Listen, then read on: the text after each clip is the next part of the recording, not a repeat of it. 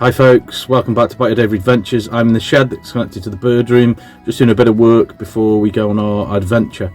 We're due to go in hopefully pretty soon. It's Friday night, it's about 5:30. We're going to head up to Northumberland, stay over there and head down the coast to stay at Spurn tomorrow night. And then we don't know what we're doing Sunday yet. We have no idea what Sunday's going to bring. It depends what's about. The key species we're looking for this time, hopefully, I'm after, well, we've seen that are about waxwings, which are amazing. I love them. I've seen them before, but they're cool. One of my favourite birds. Loads of character. Velvet scoter, Hume's leaf warbler apparently about. There's some other birds as well. Hopefully it'd be nice to do a bit of sea watching, see a little hawk. That'd be awesome. Some of them are flying past this time of the year. But some other stuff as well, hopefully. Join us on the adventure. We're heading off now. We're going to grab a subway and head to Northumberland. Hopefully we'll be there not too late. See you in the morning. Hey folks, welcome back. We've just woken up from our first night layover in a place called Creswell, Northumberland Wildlife Trust Nature Reserve. It's nice. We've woken up to an enormous amount of geese and things flying over. As you can see in the background, there's some water there.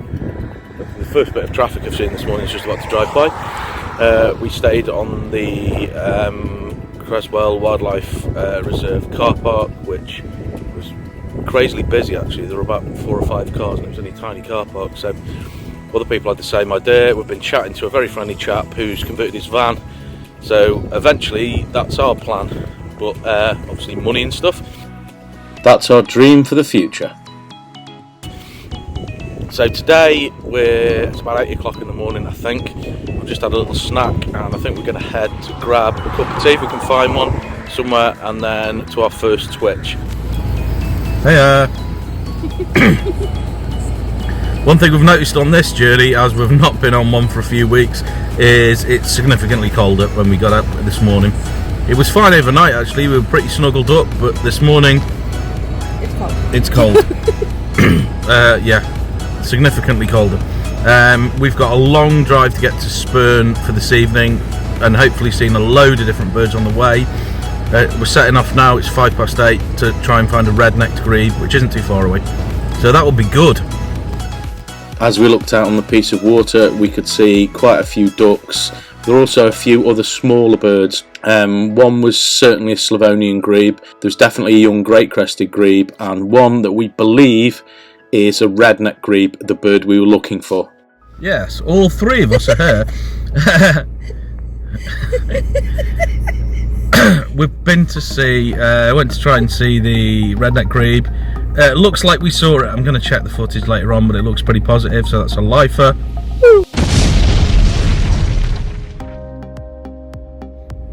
There was also Slavonian grebe and a really nice kestrel.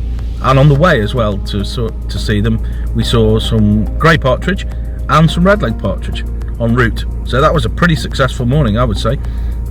We've stopped off for a cup of tea and we're heading to find some waxwings. If we don't find them here, we're going to go somewhere else because there's a few of them about. We need to see these birds. Yay! Let's do it. Taking this off. So we've come for the waxwings. Ah! We seem a bit late.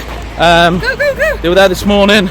They seem to have moved maybe about 5 minutes drive away, so we're heading there now. 4 minutes drive, 4 minutes. 4 minutes drive, so fingers crossed we'll catch them there. They seem to have been here, eaten a load of berries and gone. So we're doing it for them. We're doing it for the girls because they want to see waxwings. Right, see you there. After just missing the birds on this attempt, we consulted the bird app we used and it said the birds are only about 4 minutes away. After initially getting a bit lost, we doubled back and arrived where they'd been sighted. Got waxwings. Did it? We really did get waxwings. We parked by this tree just there. You can kind of see it outside the window. And they were in there and they were just coming down to a little berry tree next to next to like Asda entrance. So, but they seem to have been spooked. So we're going to stick around just in case they come back because they're definitely in the area.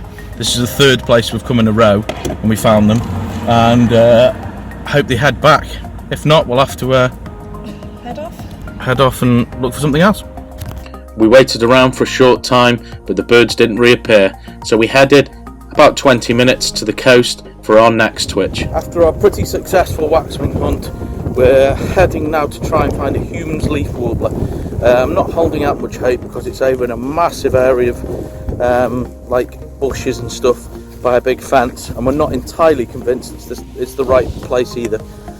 Sat nav has taken us here, but we're going to have a look anyway. And while we're here, we're going to do a bit of sea watching because somebody's mentioned little auks flying past, so that's worth a look, isn't it? After looking around for a short while, we found some other bird watchers who were also looking for the warbler. Some of them had seen it, some had heard it, but it hadn't showed in a short while. We waited, but no show. So we did a bit of sea watching. On this occasion, unfortunately, the sea was very quiet. So we headed back to the car. Back in the car, bit of a disappointment with the Hume's leaf warbler. It is there, some people have heard and seen it this morning. We stuck around for quite a while and no sign, not even a peep out of it sound wise. So it's a little bit of a disappointment. We hope for that one. Did a bit of sea watching, very quiet sea, so unfortunately no little orc either. So that one was a bit of a disappointment after such a good morning. So we're going to move on to the next thing. We haven't decided what it's going to be yet. We're going to have a look and find out. We decided at this point to try and head to Hornsey Mere, which was about 2.5 hours down the coast. This was an attempt to try and get there before it went dark, as a glaucous gull had been seen there, and also there'd been velvet scoters there for a few days. When we arrived, the sun was very low. Hi folks, we've just been to Hornsey Mere. It's cold out, hence why I'm wearing a very jazzy poncho. We've not seen what we wanted to because of the light was terrible, so we're going to head back tomorrow. After another hour's drive, we've ended up at Kilnsea near Spurn for our night. It's very windy. I'm at the Crown and Anchor pub, just had some food, and we're heading off to bed now and see what we can see in the morning. See you tomorrow. Back at Spurn, or Kilnsea near Spurn, Sunday morning. Excuse my voice because I have a nasty cold. Last night the weather was horrendous, lots of rain, lots of wind. I got out in the night to use the toilet and ended up a couple of inches deep in cold rainwater on bare feet, which was not pleasant. But it seems to have calmed down a little bit, and I'm just going to look out to sea, see if we see anything. I think Kaylee's still asleep. And then later on I think we're going back to where we were yesterday looking for the velvet scoters. So that would be, and possibly a glaucous gull. That'd be good if we see them. I think there's a couple of things in the middle as well, and then we have to head home. Hi folks, we're here, excuse my voice, I've nearly lost it now, I'm really full of cold. We're here at Kilnsea Wetlands again. We often come here when we're in the neck of the woods. There was a couple of things here yesterday, nothing's been sighted or reported this morning, but we're going to go and have a look anyway, and then we're going to head up to Hornsey Mere to see if the glaucous gull or the velvet scoters are there. Let's see what we see. So we've got to Kilnsea Wetlands and we're the only people in the hide. There is no one else, which is really unusual because it's usually busy. Let's see what's here. Kilnsea Wetlands was the quietest we'd ever seen it. It's usually a very busy place with a lot of bird watchers. Regardless, we looked out on the main bit of water and there were a few birds about. Some of the wading birds included quite a large number of lapwing and redshank, a few godwits, and amongst these waders there were a few ducks. Some of the ducks present were a handful of lovely teal. There was also some gulls, including this lovely bathing common gull. Whilst walking to the Beacon Ponds area of the reserve, we were treated to a lovely show by a hunting barn owl. This bird was ghostly against the landscape, but was a real privilege to see, absolutely magical. We went on towards the Beacon's Pond part of the reserve. This walk was reasonably long, but was really nice.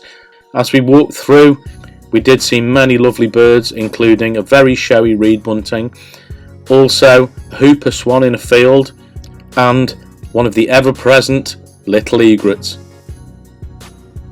On the way to Hornsey Mere, we were lucky enough to see a dark-bellied brent goose stood in a field.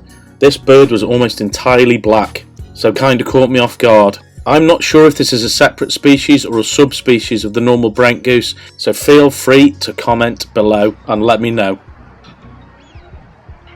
Back here at Hornsey Mere, trying to look for currently velvet scouters. They've been seen this morning, but I personally so far can't find them. So fingers crossed, I'll do some more searching and see how we get along.